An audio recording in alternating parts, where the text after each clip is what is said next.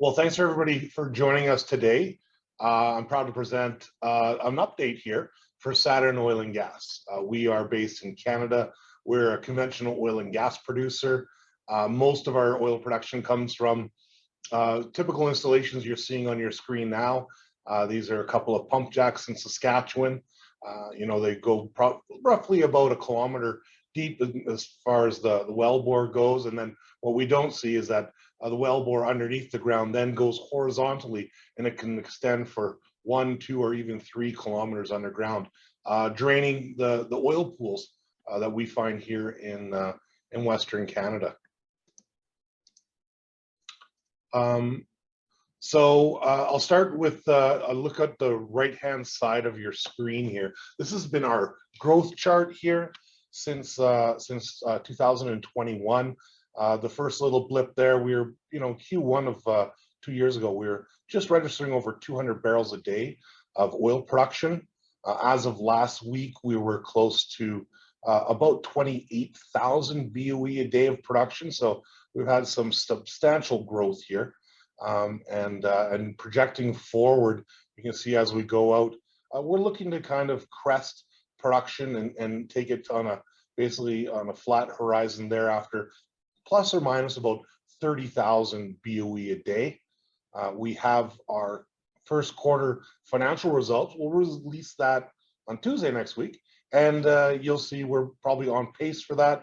We're north now of 17,000 BOE a day on a blended basis for Q1, and looking forward to Q2 being our kind of first quarter that incorporates 100% of this acquisition, and I'll get to that on the next slide. And really what we've done is we've did a large acquisition about 2 months ago. It's really changed the face of the company. But now we've kind of switched gears here. We've gone from what I would say is definitely a growth mode, as you can see from our quarter-over-quarter growth in production, to where we're now switching gears to harvest mode and really enjoying the benefits and the cash flow that comes off these producing assets. Certainly, we're enjoying the high price of crude oil. Anywhere where the price of WTI, our benchmark US dollar price for oil, is above $65, we're doing very, very good economics on drilling and exploiting these oil pools and increasing our production thereof. So we're looking for north of $400 million of EBITDA for 2023. What that means for our shareholders is that they can expect that we're targeting, plus or minus $3 of cash flow for each share. I think we're trading now. There's been a little bit of a downdraft in oil markets the last couple of weeks. I think we're trading about $2.25. So we're less than 1 times cash flow. I think that's a good indication of the value, certainly on a cash flow basis. It's behind our shares here, and we think it's very sustainable. We have over 950 drilling locations that's been audited by a third-party advisor, that they see the reserves and the upside of those locations. And so within our drilling inventory, we have over a decade and a half of new locations for oil wells to sustain our current production level. So this is very recent news. 2 months ago, we closed the RIDGEBACK Resources acquisition. It was a private company, also based here in Calgary, where I'm phoning in from. And so that increased our production for Saturn by about 140%. So big deal for us. We paid just over $500 million Canadian for it. And I think one of the most attractive parts of it is we got it for a pretty inexpensive price. This asset had a run rate cash flow of over $300 million. So we're paying just below 2 times cash flow to make that acquisition. And the idea is you're making an acquisition that's spinning off this much cash flow. It pays itself back very quickly. So we went into the market. We needed to raise about $500 million Canadian to make this acquisition happen. And so a chunk of that, about 70% of it, came from a New York-based family office. You would know them better as Michael Dell, the computer maker out of Texas. So it's the 4th time that Michael Dell's family office has lent money to us to make an acquisition. So they've been a fantastic capital partner. They don't allow us to put their name in the news release, but certainly when it comes to making acquisitions, they're 100% supportive. So that left Saturn to go out into the market And then we raised $125 million of new equity back in January. This actually deal went surprisingly quick. One of our new largest shareholders, GMT Capital, a name you might not know, they're based out of Atlanta in the US. It's a billionaire named Tom Klagas. He's made a lot of investments in the Canadian oil patch very successfully, and he targeted Saturn as his next venue for participation in the oil markets here. So he stepped up and they invested approximately $60 million into the equity offering. Made a phone call to an existing shareholder, Libra Advisors. They've had a few $1 million invested in us for some time, but they drastically increased their stake into us, adding another $30 million Canadian investment into us. So with that and a couple other large institutions, that basically 4 investors took $110 million of the offering. It went very quickly, and I think that those new investors, saw what we saw, a very inexpensive acquisition, but also this is a transaction that takes Saturn to the next level. Certainly on the capital markets, it's increased our liquidity, it's increased the interest of larger shareholders, and so really we're quite pleased to have these new shareholders on board. Certainly raises the expectations as well. So as well as there was a couple US investment funds that owned Ridgeback Resources, and they were selling that, and they took back some Saturn shares as well. So we got a lot of new US shareholders, and so we're looking forward to coming through and really making this Ridgeback acquisition work for us. So global investment dealer based here in Canada, Canaccord Genuity was our financial advisor. So their corporate finance group put together this. It's a little bit of a complicated valuation metrics, but basically they looked at the Ridgeback Resources company in terms of their proved reserves, their total proved plus probable reserves, production, net asset value. Basically, by every metric they looked at this, they thought that this, based on precedent transactions and trading multiples, that Ridgeback Resources was worth somewhere between $600 million and upwards to $1 billion. And so we were able to buy it for 516 million Canadian. So certainly our management team thought it was a very inexpensive acquisition, and thankfully Canaccord Genuity also agreed with us. So we currently, now we'll put out our second quarter financial results next week, and you'll get an update to our share structure, but here it is here. We have 138.5 million shares outstanding. That puts us, the share price is off from us 260 here, but we're just over 300 million Canadian market capitalization. We do have some acquisition debt on the balance sheet, certainly that we own to MSD or Michael Dell Capital, his lending company. So we are paying that off as fast as possible. So we're directing 60% of our cash flow from our assets now towards debt repayment. We'll repay about $200 million of that debt by year end. And so, I mean, looking back, the Dell made his first investment into Saturn in 2021 in May, a couple years ago. And so the first loan of $87 million has already been paid off, and now we're on to paying down the rest of that debt. So by year end, we'll have that debt, in a manageable area, about roughly 350 million Canadian. It's about 0.7 times our EBITDA. So pretty manageable number. Anything below 1 times is fairly unlevered, and we're looking to target that to get it down to about 0.5 times. And we'll probably hit that milestone middle of next year.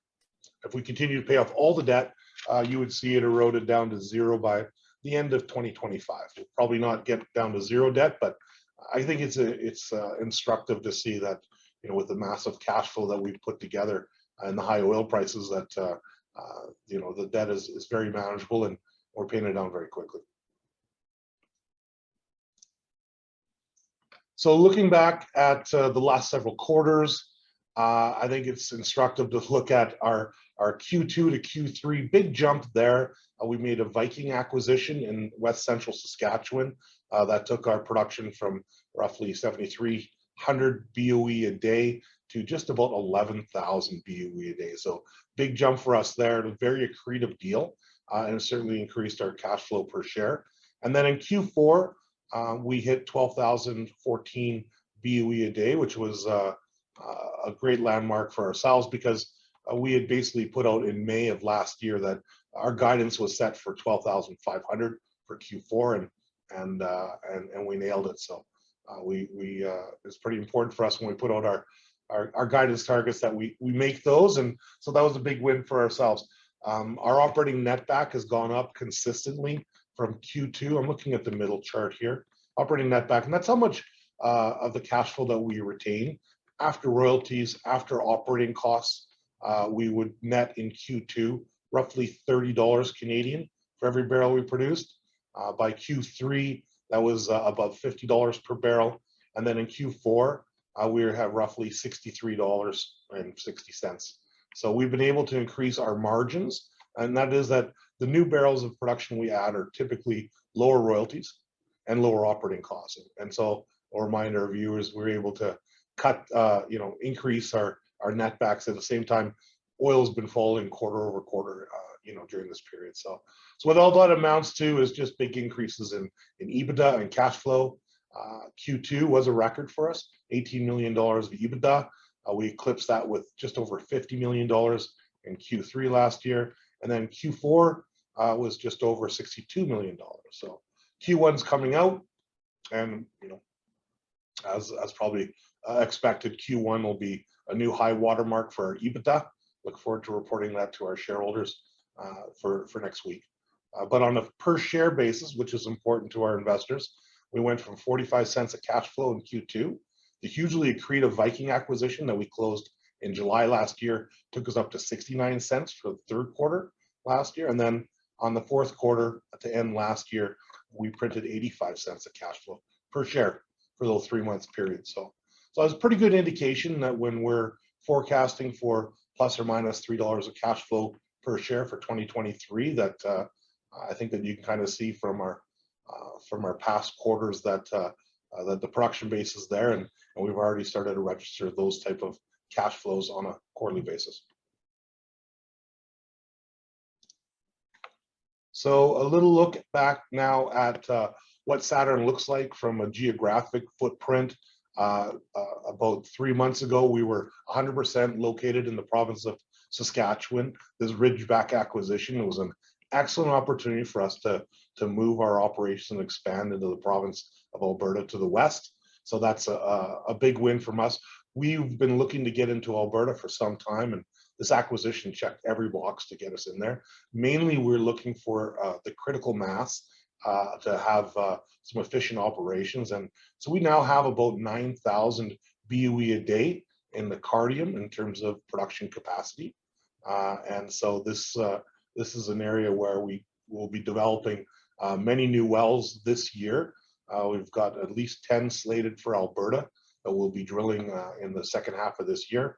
And we have, roughly over, I would say, 250 locations in the Cardium asset that we can exploit here going forward.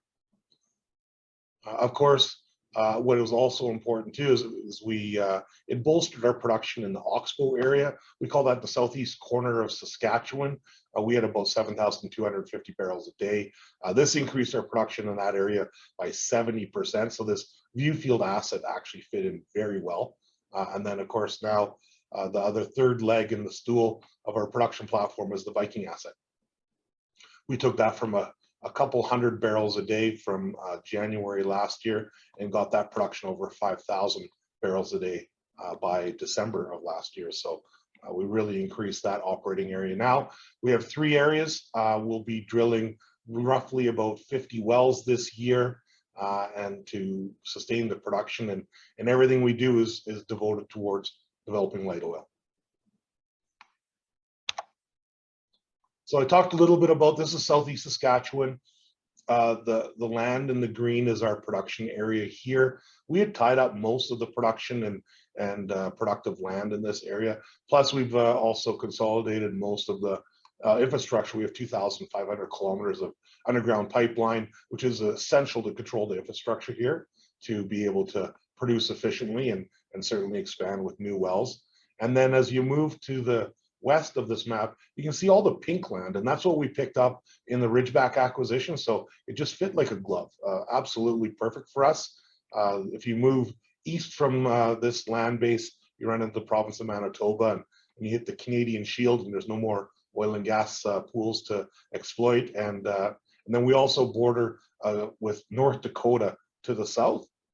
We're not really in the position to be a cross-border company at this time, so really the only logical place to go was expand to the west, and so this Ridgeback fits in very well. We'll lower our operating costs in here by consolidating our field headquarters. They have a Ridgeback has a legacy operating area in Stout, or office in Viewfield, and so really kind of reduce our costs here.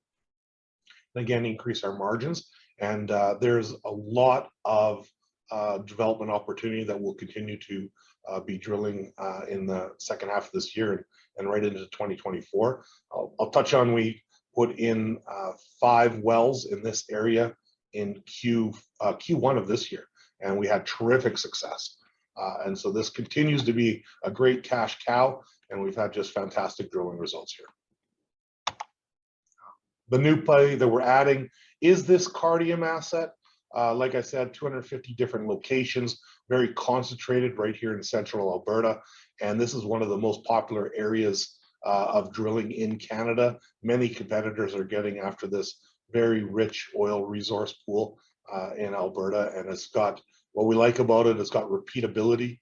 We're using new technologies and hydraulic stimulation to access new rock and new oil pools. So this is an exciting development, and we're glad to be right in the mix of it with a really premium land package and some great drilling opportunities. So our shareholders can look forward to some drilling results out of Alberta in the coming months as we get back to the drill bit in the second half of 2023. Of course, as I spoke about this Viking asset, this has been a terrific new addition for ourselves. We took this from 200 barrels a day last year up through 5,000. There's a chart here that one of our research analysts, Chris True at A Capital, looked at all the Viking wells that were drilled in this area, and you can see that Baytex had drilled 135 wells, Whitecap, another competitor, drilled 29 wells, and Crescent Point had drilled 48. So very active here area, because the results from drilling in the Viking and producing light oil, high quality and high margin oil has attracted a lot of industry activity, and we've been right in there. And so we had great success, and they made a little plot here that showed that of all the Viking wells that are out there, that Saturn wells have been producing at the top of industry. So we're quite proud of that. And speaking of drilling results, 2 nights ago, we put out our Q1 2023 drilling results. We had 13 wells, 100% success ratio, and quite frankly, it was the best batch of wells we've drilled yet in our history. And so I'll draw your attention to the line chart on the left. And so the gray bar at the bottom, that's basically what we are targeting. That's a typical Saskatchewan well, comes on at about 70 barrels a day, and then declines thereafter, and then recovers, typically 50,000 barrels. Our 2022 wells, we drilled 52 wells, so big sample size. Average IP initial production for 30 days was 82 barrels a day. So great win for us.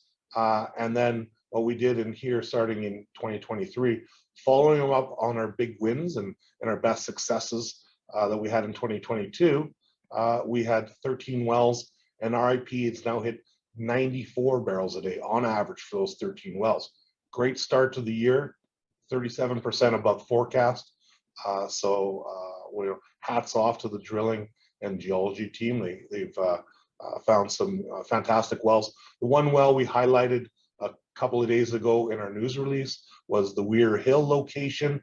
The Weir Hill location, we had 3 of our best wells were drilled into the Weir Hill pool last year, and so it was a natural to follow that on. The Weir Hill location we drilled this year came on at about 150 barrels a day, so we knocked it out of the park. The 200 wells drilled in Saskatchewan during that period, it was the 5th best well in the province. So a bit of kudos and got us into some of the local trade papers here of having one of the top 5 wells in Saskatchewan. And I think it's just a testament to show that, you know, some of these are older pools in Saskatchewan. They've been producing for many, many years, but a lot of life left in them.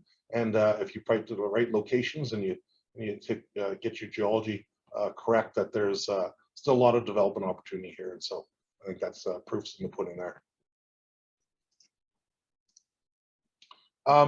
Jump forward here now to our guidance. We did guide in January 20th when we announced the Ridgeback acquisition to an $80 WTI average for the year. We're a little bit below that now, and so I have a bunch of questions always about, you know, what's our sensitivity to oil prices and what happens if they go up or down. You know, based on our current guidance, we haven't revised this yet. At $80, you know, we're looking to get close to about 27,000 BOE a day as an average for the year. That puts us over $500 million EBITDA on a field level. Our hedges knock off about $40 or $50 million, and then we get down to somewhere north of $450 million, or the midpoint's 475 for EBITDA on a post-hedge basis. That's about $393 million for cash flow, or about $3.21 per share. So a pretty robust cash flow for there.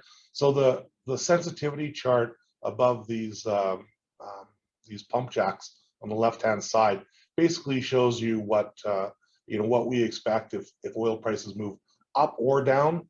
In this case, the midpoint there is $80, and we have about a $3.20 cash flow per share. If oil was to go down to, say, $70 and average that for a year, but where we are now, a little bit below, you know, we'll be close to about $3 cash flow per share. All the way down, something bad happens, or just happens that the oil prices take a tumble and down to $30, kind of a near disaster situation, because, you know, we wouldn't be having much cash flow coming off our assets in the field. Our op costs and royalties would gobble up most of that margin, but we'd still have probably about a $200 million win out of our hedge book, as we're about 54% hedged. So that still leaves about $1.75 cash flow per share, even in such a low situation like that. So we do have a good, robust hedging program in place. We're about 54% of our liquids are hedged into 2023. And so we can certainly withstand any kind of impact on a short-term basis if oil ever was to take a dip. And of course, I always like to look at the right side of this chart. If oil goes up to 100, 120, we certainly get the benefit of that as well too. So last slide till we jump into questions. We have 7 research analysts that cover us. We have 7 buy recommendations. If you take the average recommendation here, the target price is about about $6.50. So we're about $2.25 in the market today. So the analysts are looking for about $1.50. And I think certainly we have the asset base and the cash flow to see that through. I borrowed these charts here from a research report from Paradigm Capital. As you can see that they have on the red bars on an EV EBITDA, or EV debt adjusted cash flow basis, as most analysts use, we trade about 1.4 times our EBITDA, and most of our peers are trading that 2 to 3 times. I think certainly there's a good opportunity that Saturn will get a re-rating. We're only just 2 months off this acquisition and of acquiring Ridgeback resources, so we got a lot of work to do to get our investor base up to speed, and I think that might get us in with the peers, and certainly that should help the share price. And that's basically my presentation for now. We have about 5 minutes for questions, so I'd love to hear your thoughts or inquiries. Thank you very much, Kevin. Yes, we still have 5 minutes for questions, and there are already quite a couple of questions in the chat. So maybe first of all, regarding the fires in Alberta, how does it interrupt the production or the transportation? How are you impacted, and do you have any insurance regarding the fires? Yeah, so that's a great question. And as you know, we did put that out in our news release there on Tuesday. Yeah, it's having a big impact on all of us. I think there's probably several 100,000 barrels a day now in Alberta that operators like ourselves have shut them in. A lot of the infrastructure, certainly the gas gathering plants and the larger installations in Alberta, all been shut down just for safety reasons. You know, whether the fires are close or far, but you know, we've taken this step, and so we'll be shut in here for next 2 or 3 weeks on that production. It's about 10,000 BOE a day. So I'd say it's just a little over a third of our production. So it's going to have an impact on us. I don't have yet a good idea of how much of that is insurable, you know, but so far I can tell you that none of our installations have been damaged, and our personnel is very safe, and that's important for us. And now it's a task of hopefully you can see there's some cloudy skies and some rain here in Alberta, and we'll hopefully get those fires out quicker. But you know, it's gonna cost us a little bit. You know, we're talking about, you know, pennies of cash flow per share in the big scheme of the year, but you know, it's a big safety concern. So the best thing is we'll just leave this production shut in for a little bit. Yes. Okay. And what do you think about share buybacks? Do you plan to do that? Yeah, I mean, that's actually something it's worth discussing. We have about, you know, I would say of cash flow, you know, north of $350 million. And then, you know, something north of $100 million of that 120, 130 will be reinvested into drilling and maintaining the capital, or maintaining our production. So with that'll leave us with a big wall of cash, about north of $200 million of free cash flow that we use right now to pay down that debt as fast as possible. Well, by sometime, you know, next year, mid next year, we'll probably be done paying down the debt, have a chance to refinance that debt, turn it into a permanent piece of our balance sheet. And then we now have about $200 million plus of free cash flow to decide where it goes, not paying down debt. It could be set to buy back shares in the market. Certainly we look to do that. We've been talking at a board level about putting in a dividend and starting to put a cash flow stream back to our investors. And I certainly think that would have a big impact on our valuation in the market. And then also maybe back to increasing some capital spend. But, you know, that's basically, I would say our balance sheet is still a little work in progress. We have a bit of leverage on there from our acquisitions. We have the hedge book to sustain that, so we know that that debt has not put us in jeopardy. But yeah, sometime next year, we're going to have a lot of cash flow to make some decisions of what to do with it. And do you plan to do more acquisitions if you find attractive targets, or are you basically done building the company? Well, I mean, we have hit what we think is a pretty sustainable level, plus or minus 30,000 BOE a day. That puts us right in the middle of our peer group. There's a lot of other, you know, mid-cap oil and gas producers that are produced a little bit above us or a little bit below us. So this really, you know, before in Q4, just 12,500 BOE a day, we're still a bit small. And you can certainly see that by taking up that next big step and a 140% increase in production has attracted some big institutional investors in the US. And I think it's done a wonder for us. So the quick answer to it is, yeah, I mean, we're not looking at any acquisitions in the near term. We've moved from growth mode to harvest mode, and that means take advantage of the production we have and reinvest those cash flows, pay down the debt, and then we get to a position where some of that cash flow can be directed back to our shareholders, including myself. Yes, perfect timing, finished on the dot. Kevin, thank you very much. Matthias, thanks for hosting. Thanks everybody for your time. Cheers.